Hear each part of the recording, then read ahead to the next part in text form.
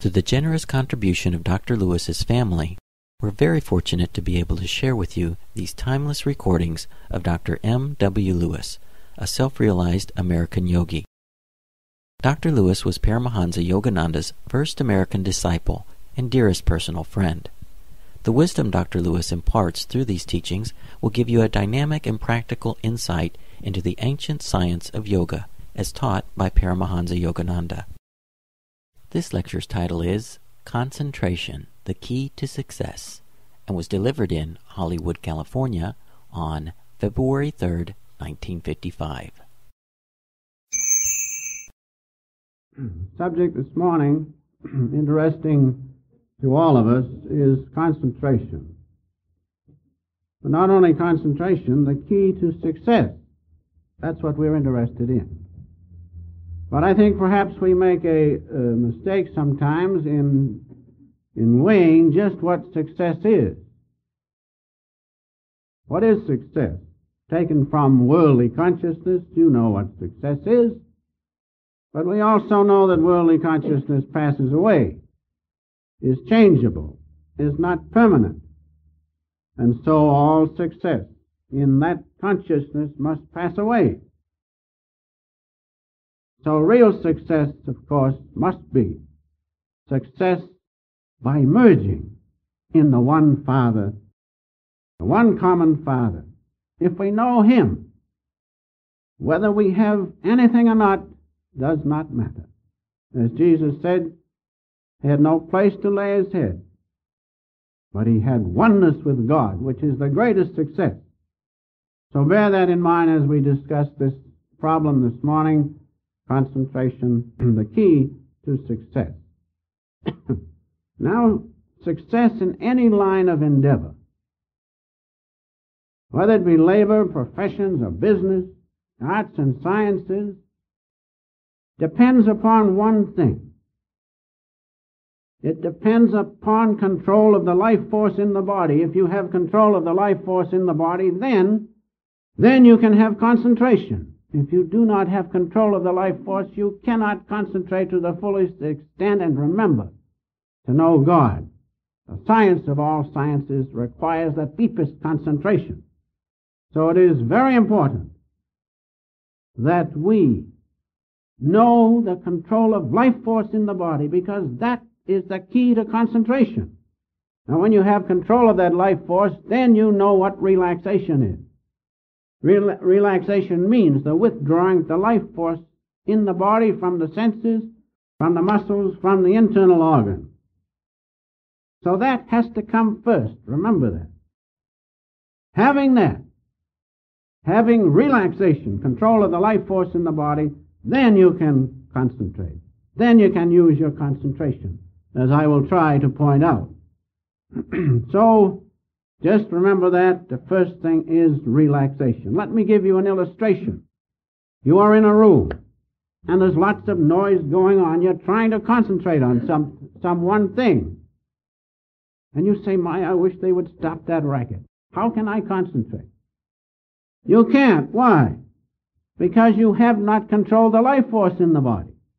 If you had control of the life force in the body, you could immediately withdraw it from the ears, from the sense of hearing, and from the eyes, and you'd be perfectly oblivious to the sound and the sight of all the commotion. Why? Because you had learned how to withdraw the life force. And when you withdraw the life force, that sensation cannot persist. Just like if I cut my finger here, I inject Novocaine here, and I will not feel the effect of that injury. Likewise, if I can, through the power of control of life force, withdraw the life force from the finger, still I will not feel any sensation. So remember, in your concentration, the first and important law is to learn relaxation, control of life force in the body. That's very, very, very important. If you do not have the control of life force in the body, what is the result? You are laid open to fear and anger, and hatred and those things. And what is the result of that? Nervousness. On one hand, uncontrolled thought processes. uncontrolled nervous system with all its results, which I will not go into, and finally great fatigue. Why do we have fatigue? Because the life force stays partly in the senses, in the muscles and organs. And you know, those of you who practice the recharging exercises, if you recharge to a high tension and let go, the life force, the stagnant life force, is taken out of the nerves, the senses and muscles, and fatigue will leave.